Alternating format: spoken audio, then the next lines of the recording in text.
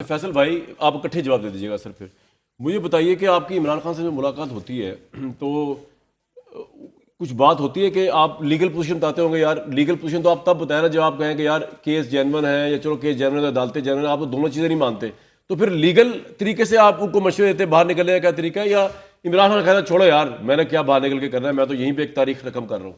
کیا ڈسکشن ہوتی ہے ان کی باہر اور نہیں وہاں پہ ڈسکشنز پولیٹیکل بھی ہوتی ہیں obviously. فیصل بھائی آپ بتائیں نا وہ جو آپ نے لوگوں نے کہا کہ آپ تو ہمیں سنا آپ گر کے بے ہوش ہو گئے تھے تو اس پہ کہہ کیسے مارا؟ ہاں تو وہ آپ سوری صاحب کہتے پھر رہے انگلینڈ میں بیٹھے ہوئے, پتہ نہیں کسی نے بتا دیا ہوگا اس کو سارے وہ زیادہ ہی وہ فٹ تھے. میں تو خود میں بہت اس میں جب اکتوبر والا معاملہ ہوا تھا نا تو اس کے بعد میں بڑا کانشیس ہوں. میں کبھی بھی یہ جس طرح سے یہ ابھی بریک آتی ہے نا لانگ, تو آئی ڈونٹ ٹیک ایکسیپشن. میں تو بالکل ہمیشہ اچھا کیا بتا رہے ہیں وہ رہائی کے حوالے سے؟ دیکھیں بات یہ ہے کہ عمران خان صاحب کو 3 دفعہ ڈیل آفر ہو چکی ہے بقول آپ کے, بقول آپ کا ورژن ہے, ٹھیک ہے میرا ورژن ہے, ٹھیک ہے, اور میرا ورژن جو ہے اور آپ نے ڈسکس کیے عمران صاحب سے تینوں دفعہ؟ دیکھیں بالکل ہوتا رہا. اور جو عمران خان صاحب کا کہنا یہ ہے, ان کا پہلی دفعہ تو اٹک والا تھا, وہ تو بالکل ان کے اور انڈائریکٹلی آتا ہے, ذرا ڈائریکٹلی تو آتا نہیں. ٹھیک ہے, تو یہ ریفیوز, اس نے کہا میں پاکستان میں جینا مرنا ہے, میرا کون سا ایون فیلڈ میں اپنا فلیٹ ہے, میں تو ادھر ہی رہوں. اور دوسری دفعہ کیا تھا؟ دوسری دفعہ انہوں نے کہا جی بنی گالا شفٹ کرا دیتے ہیں. تو آپ جو دونوں دفعہ جو شرط یہ تھی کہ آپ خاموش بیٹھیں.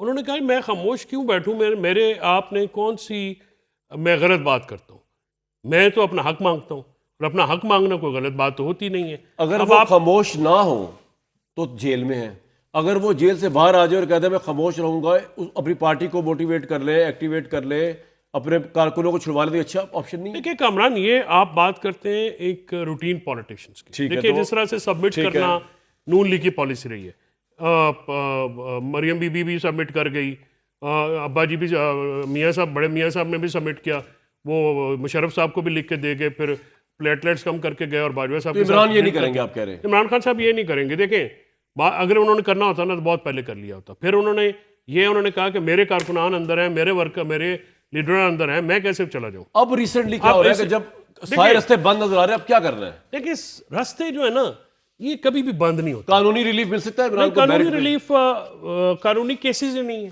سیاسی کیسز ہیں, تو پھر آپ کو پتہ ہے نا کہ اسٹریٹجی بنانی پڑے ہے نا. اب میں آپ کو یہ بات بتا سکتا ہوں کہ آنے والے رمضان میں ہو سکتا ہے عصر کے وقت ان کا روزہ ٹوٹ جائے.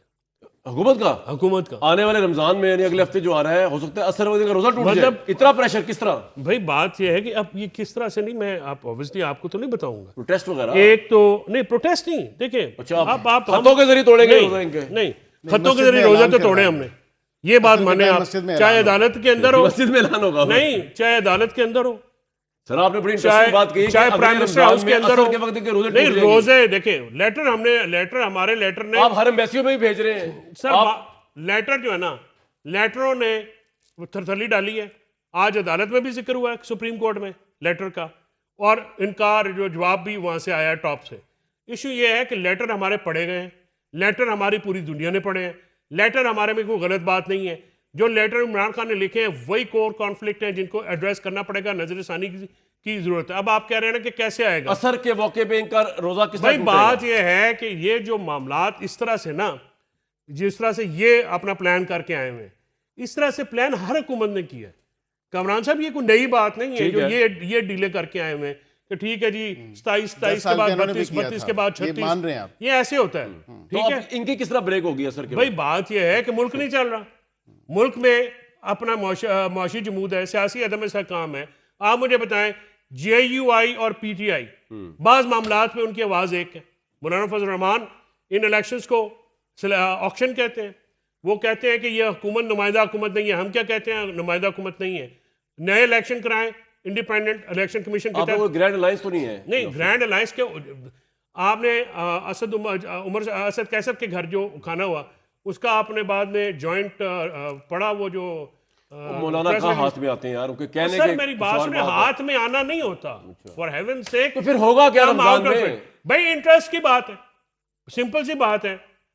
مولانا صاحب کا ایک ایشو ہے, ہمارا ایک ایشو ہے, ہم نے کوئی اپنا ایجنڈا لے کے تھوڑی ان کے ساتھ بات کرنی ہے. میں کہہ رہا ہوں کیا ہوگا ایسا کہ اتنا بات یہ ہے کہ بتانا نہیں چاہ رہے آپ. نہیں, میں آپ کو یہ میں نے جتنا بتا دیا ہے, पर थोड़ा थोड़ा करके देंगा मैं ऐसे में सारे छुहारे बांट देवांगा पहले अशरे दूसरे तीसरे हैं जी पहले अशरे दूसरे मैं वकील हूँ मैं इतना मैं बेवकूफ़ नहीं हूँ कि मैं आपको डेटे भी दे दूँ मैं अगर मुझे मैं गुजारिश नहीं मैं ये गुजारिश इनकी कर नींदें तो मेरा ख्याल अब तो कब होगा जब आप लोग एतकाफ में बैठ जाएंगे ना ये इस नहीं हुकूमत ये को एतकाफ में बैठाएंगे। कहाँ बैठेंगे या रोजे नहीं रखते सारे दिन तो इमरान खान का मेन्यू देखते रहते हैं कि यार आज ये कर लिया आज वो कर लिया